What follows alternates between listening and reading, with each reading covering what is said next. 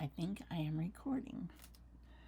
Okay, what I'm going to do is just give you a little bit of foundational information before we start on lesson 1 of the last days.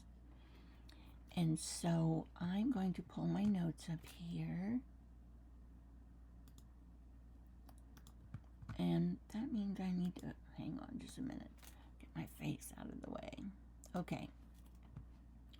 I'm going to answer a couple of questions. And the very first question is, how do we know the Bible prophecies are really going to happen? Because we're going to be talking about things that were prophesied years and years ago. And how do we know that the last days is going to happen anyway, even close to what we think it's going to look like? And that's because during the Old Testament, there were men of God, men who were selected by God to speak to the people on his behalf. They were called prophets. And there were several prophets throughout the Old Testament history, and they spoke of things that would come to pass that God told them to tell the people. And I think, I'm not sure, I should have looked this up before, I think there's around 2,500 prophecies in the Bible, and 2,000 of them have come to pass, and they have been 100% accurate.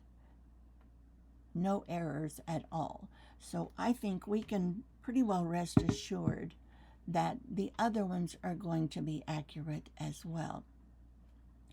So another question that I want to talk about before we start, we're going to be discussing a 7,000-year timeline for mankind. Now, the question is, where does that 7,000-year timeline come from? So it doesn't specifically state this in the Bible. So I'm going to show you a graphic. Let's see if I can get this pulled up here. I'm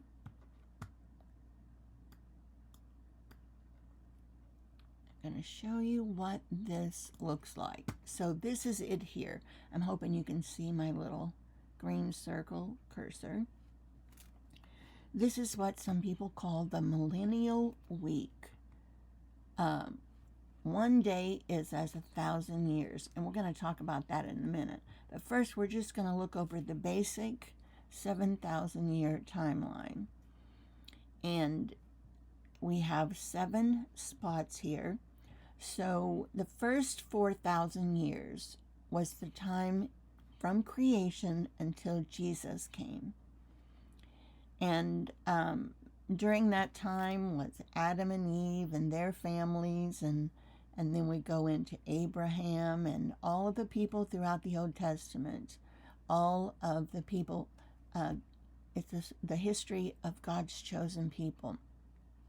And basically, after Adam and Eve sinned, not all of their descendants remained faithful to God. Some of them did. Many of them did not. And they started worshiping idols. And there's a long story about all of that, and we'll talk about that another time.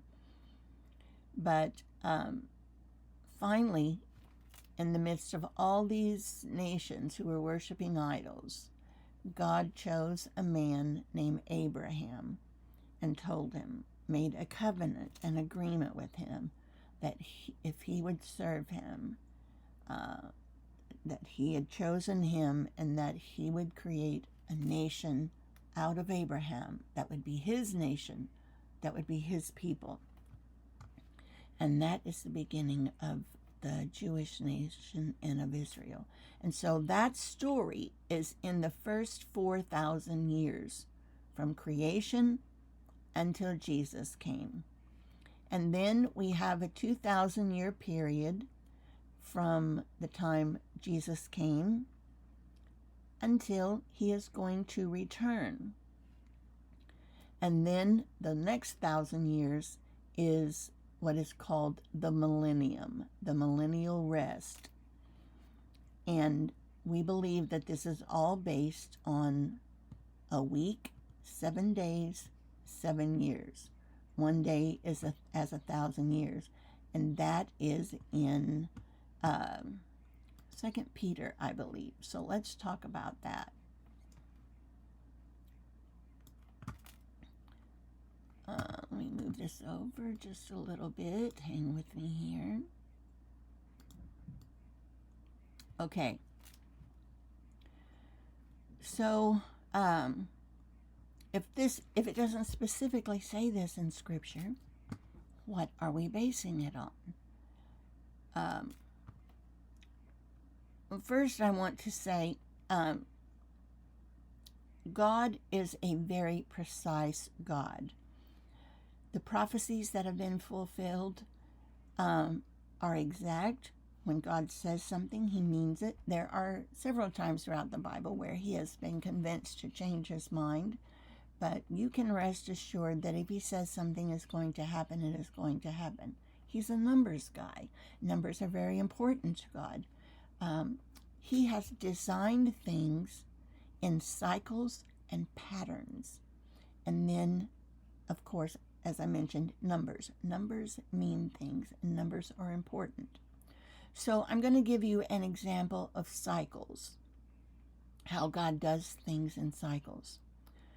The very first example is called the Shabbat, or the Sabbath cycle. It's the very first cycle that God ever designed for mankind. And that means that every 7th day of the week has been designed from creation to be a special day of rest, of a time to honor him. And the Bible even says that keeping the Sabbath is a sign to the world that we are his followers. So that is the very first cycle he set up. The next cycle is a monthly cycle called Rosh Chodesh, which in Hebrew means the head of the month. So each Hebrew month begins at the start of a new moon. When a new month begins, we are reminded that God makes all things new. And God uses the cycles of the moon to establish appointments with those who follow him.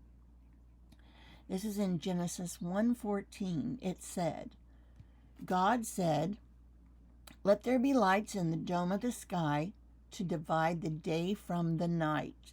Let them be for signs, seasons, days, and years." Now, the word that's translated as seasons is the Hebrew word moedim. It means divine appointments. So God specifically set up the moon to be in cycles, and he uses those cycles in appointments and reminders for his people. And there's a lot more about that in the Old Testament, but I'm just trying to show you that he uses patterns and cycles. And the last one are what are called the feast, or the holy days of God. It's like our modern holidays are based on the Greek culture, and a lot of them are pagan. Well, God has 7 holy days. He has festivals that he set up for his people, and they are meant to keep his people on the path. They are reminders for what he has done in their life and to help keep them focused. So cycles and patterns are very important to God. Now, this, let me get that, turn it off. Okay.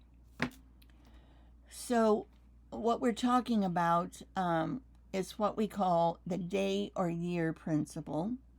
It's also a day-week principle. So I'm going to read something for you from Numbers 14:34.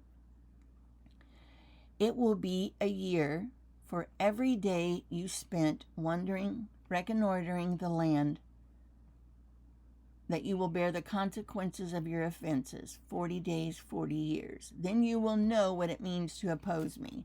Okay, so I should have told you what this is about first.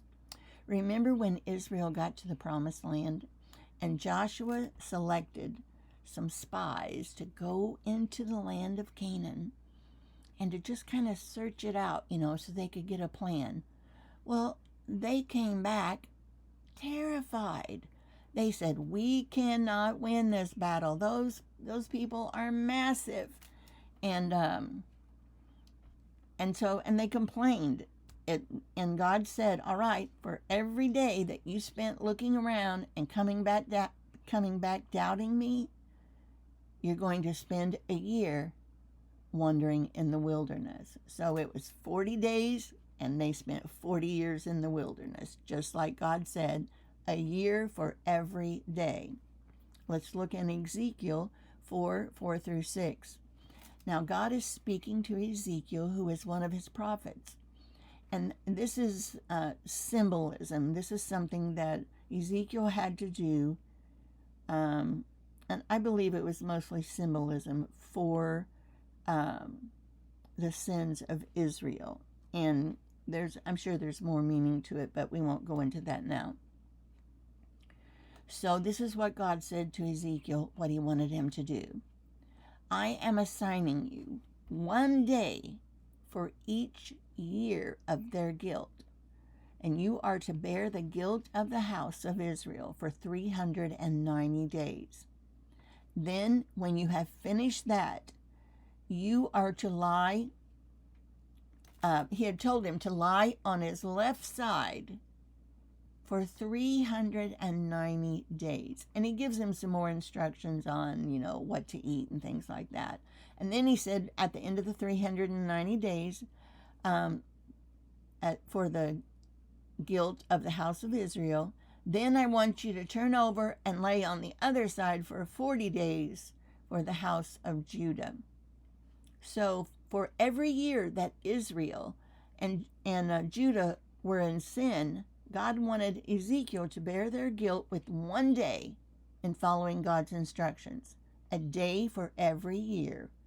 And our other example was a year for every day. And we have one more example in Hosea 6:1-3. It says, "Come, let us return to Adonai, for he has torn and he will heal us. He has struck and he will bind our wounds. After 2 days, he will revive us. On the 3rd day, he will raise us up, and we will live in his presence. Let us strive to know Adonai, that he will come is as certain as the morning." So many scholars believe that this passage is about Jesus being dead and rising on the 3rd day. And it is possible. It could be that. But I believe it's even more representative of the 2,000 years after Jesus came and his crucifixion, followed by the 1,000-year millennial reign when he would reign on earth with us. Because remember, there's 4,000 years, and then Jesus came, 4,000 years from creation, then Jesus came, and then 2,000 years until the end when Jesus returns, and then 1,000 years of peace on earth where Jesus will reign from Jerusalem, and then at the end of that 1,000 years, God will come down and will live with us. So let's look at that verse one more time. "After 2 days, or 2,000 years, he will revive us. On the 3rd day, the 1,000-year millennial reign, he will raise us up and we will live in his presence." So we have several examples where God uses a day for a year and a year for a day. Another thing that is really significant for the time periods and the things we're going to be looking at is the number 7. So let's look at what we call the week, the Shemitah, and the Jubilee. Now, I'm going to make this a little bit bigger, I think, so you can see it better on the screen. And I can also get you a copy of all of this if you would like. Let me make it a little bit bigger. Okay, let's see if you can see that. Why is the number 7 important in the Bible? First, 7 days is a week, with the last day being a Sabbath day. Then we have 7 years, with the last year being a Sabbath year. This period of 7 years is called a Shemitah. And in the Bible, what they would do, like on the seventh day, mankind was to rest. But they were an agricultural nation.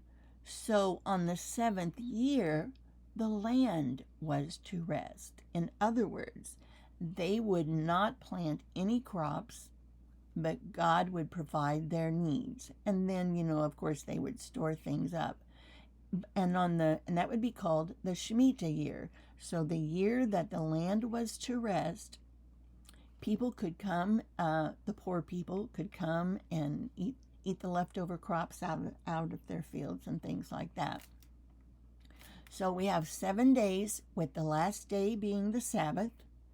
And then we have 7 years, with the last day being a Sabbath year, a year of rest for the land, and this is known as Shemitah. Now, next we have 7 sevens. So we have 7 groups of 7 years, which is 49 years. And the 50th year is a Sabbath year, and it's known as the Jubilee. And what was special about the Jubilee is that the Jubilee was a year of celebration. On the Jubilee year, if people had to sell their land to survive, they were to be given their land back in the Jubilee year, so it would remain in the family for generations. During the Jubilee year, all debts were forgiven. So the Jubilee year is especially a wonderful time of blessing. So 20 Jubilees, which would be 50 years, 20 of those makes up a millennium. And then when you have 7 millenniums, then the millennium is a Sabbath millennium. So let me go back and just kind of go over that again real quick. 7 days, with the last day being a Sabbath. And then we have 7 years, with the whole last year being a Sabbath year. That's called a Shemitah. Then we have 7 sevens. We have 7 Shemitahs, the block of 7 years, which is 49 years. But the 50th year is a Sabbath year, and it's also known as a Jubilee, a very special year. And then 20 Jubilees make up a millennium, 1,000 years. So this is very important. These numbers, these cycles, these patterns are very important to God. And you don't have to memorize these, but I want you to be familiar with them, because as we talk about different things in prophecy, these are going to come into play. A lot of people believe that Jesus will return in a Jubilee year, also the Shemitah year. And then, once again, we see 7 when we start talking about the Antichrist, when it comes to a treaty that the Antichrist will sign.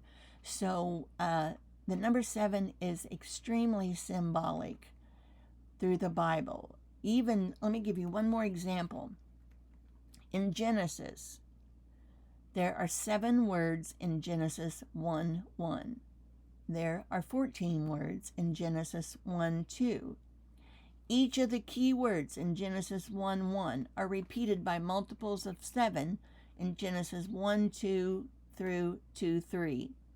So, and this happens over and over in the Bible. We see the number 7 and multiples of 7. And there are other numbers that are very significant.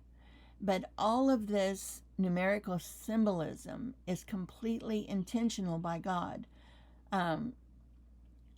we're supposed to learn that 7 represents a whole completed creation and the journey to that completeness. Bible scholar Umberto Cassuto, he must be Italian, said, to suppose that all these appearances of the number 7 are mere coincidence is not possible. So, and these things are repeated over and over in the Bible. So that's one of the ways that we know that we can rely on these prophecies and these timelines, is because they are part of God's patterns. Now, is there a chance that we could be wrong about a 7-year timeline, or that we could be wrong about these being the last days? Of course, there is a chance we could be wrong, but it just looks like all the signs are there, and the Bible is reliable in everything else, and I believe that we can trust it to be reliable now. And one other thing that I want to say, and how we can know that we are in the last days, and that is because there is a prophecy and something that Jesus himself said. And he said, it was prophesied in the Old Testament too, that Israel would return to Jerusalem and become a nation. And it says that when Israel becomes a nation, that generation at that point would not pass before seeing the return of Jesus. And I'll be sure and bring that out in another lesson later and show you those exact verses. So Israel became a nation in 1947, I believe. And so we're getting pretty close. We're getting very, very close, depending on how you count how long a generation is. And we will look at all of that in detail. But, and when we talk about the Antichrist and the rapture, we'll see more of the day-week principle, and we will see more of the number 7. So these are just some foundational things that I want you to be familiar with before we start lesson 1, and I'll be refreshing your memory as we go along. So thank you for watching, and I look forward to starting lesson 1 with you. I will see you tomorrow. Goodbye.